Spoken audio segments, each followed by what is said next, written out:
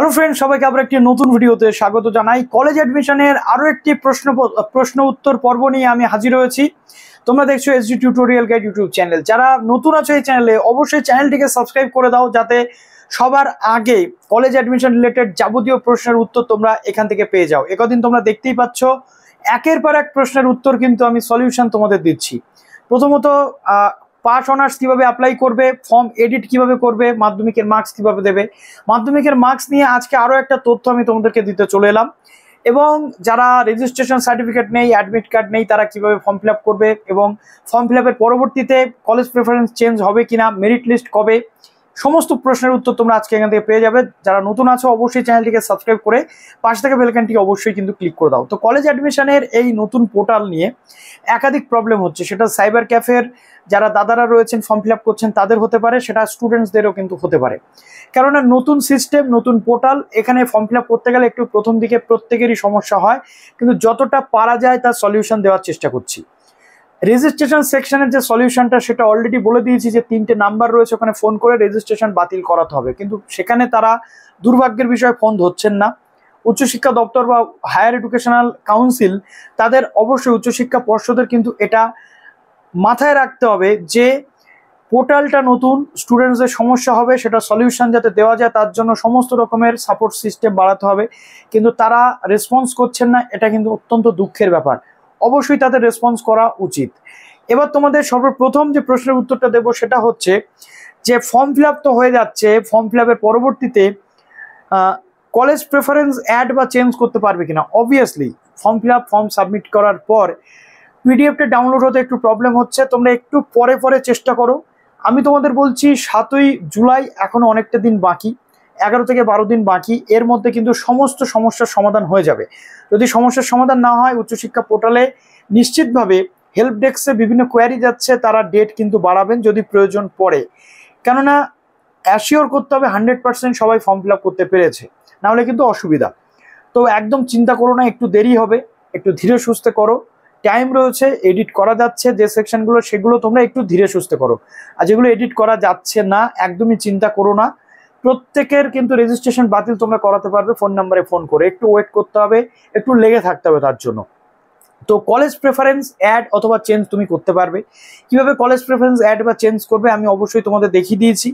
Just preference লিস্টে তোমরা যাবে, প্রেফারেন্স লিস্টে যাওয়ার পর যে প্রেফারেন্সটা ডিলিট করতে চাইছো ডিলিট করে দেবে, আবার নতুন করে যেটা অ্যাড করতে চাইছো সেটা করে দেবে নতুন কোর্স হিসাবে। ঠিক আছে, অনেকের প্রবলেম হচ্ছে যে মাইনর সাবজেক্ট ভুল নিয়ে ফেলেছো, এখন চেঞ্জ করতে চাইছো, তাহলে তোমাদেরকে আগে প্রেফারেন্সটাকে ডিলিট করতে হবে, করে সেই প্রেফারেন্সটা যে প্রেফারেন্স 1 বা 2 ছিল সেটাকে কিন্তু পুট করতে হবে।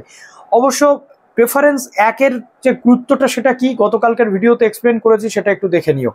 ঠিক আছে, তো ফর্ম সাবমিটের পর কলেজ চেঞ্জ বা প্রেফারেন্স করা যাবে, কিন্তু সেটা 7ই জুলাই পর্যন্ত করতে পারবে, তারপরে আর করতে পারবে না। এবার চলে আসছে যে কলেজের ভর্তির জন্য মেরিট লিস্ট কবে আসবে।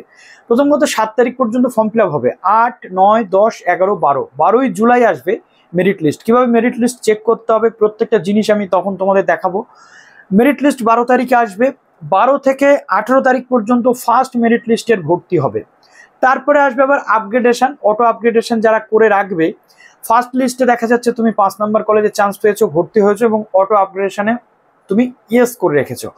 সেটা কি হবে, আপার লেভেলের কোনো কলেজ 2, 3 বা 1-এ যদি সুযোগ তোমাকে হয়, সেই লিস্ট আসবে তারপরে, অর্থাৎ 18 তারিখের পরে সেই লিস্ট আসবে, সেই লিস্টের আবার ভর্তি হবে।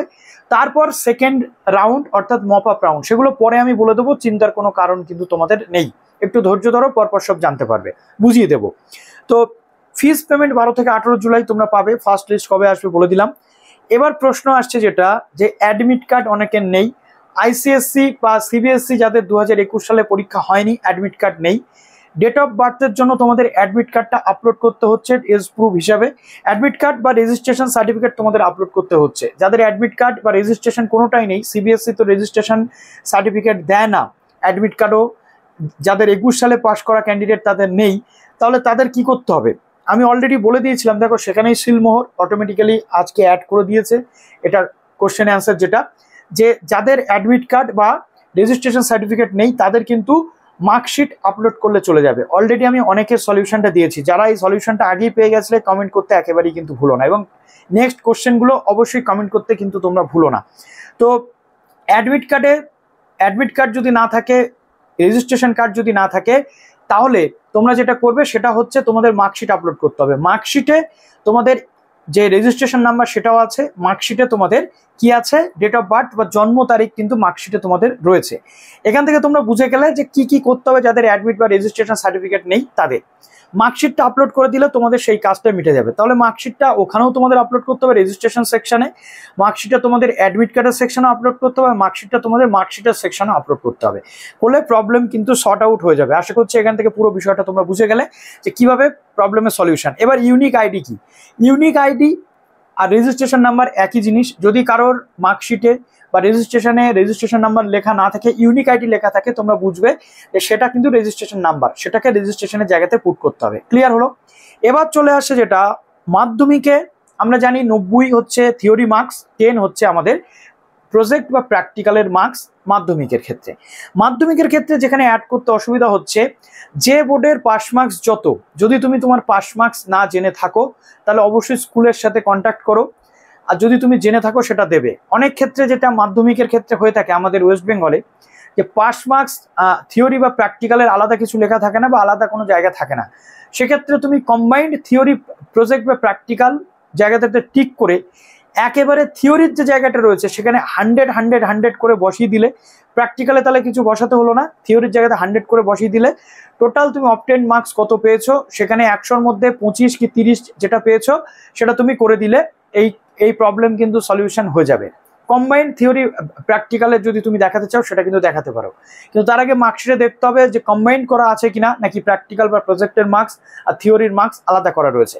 এটা একটা প্রসেস। দ্বিতীয় আরেকটা প্রসেস বলবো, যেটা হচ্ছে যে 90-এর মধ্যে 25% পাস পেলে তো আমরা পাস করি, 90-এর মধ্যে 25% কত সেটা তোমরা ক্যালকুলেশন করে পাস মার্কসে সেই নাম্বারটা বসালে, আর তুমি কত পেয়েছো সেটা বসালে। 10-এর মধ্যে 25% কত সেইটা তুমি বসালে, আর 10-এর মধ্যে তুমি কত পেয়েছো সেটা তুমি বসিয়ে দিলে প্রবলেম কিন্তু সলিউশন হয়ে যাবে। উচ্চ মাধ্যমিকের ক্ষেত্রেও কিন্তু তাই। ফর্ম ফিল আপের সময় খুব ভালোভাবে ধ্যান তোমাদের দিতে হবে, ফর্ম ফিল আপের সময় খুব ভালোভাবে মন কান দিয়ে জিনিসটা বুঝতে হবে যে পাস মার্কস কত থিওরিতে আর প্র্যাকটিক্যালে পাস মার্কস কত। বা যদি থিওরি প্র্যাকটিক্যাল কম্বাইন্ড থাকে বা প্রজেক্ট কম্বাইন্ড থাকে, একসাথে করা থাকে, সেক্ষেত্রেও পাস মার্কস কত সেটা তোমাদের আগে বুঝতে হবে।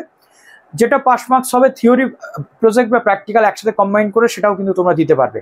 সেটা তোমাদের মার্কশিটের উপর ডিপেন্ড করছে। তো চলো এই পর্যন্ত রইলো আজকের ভিডিওটি। এরপরে প্রশ্ন থাকলে কমেন্টে জানাতে ভুলো না। ভালো থেকো সবাই, বেস্ট অফ লাক।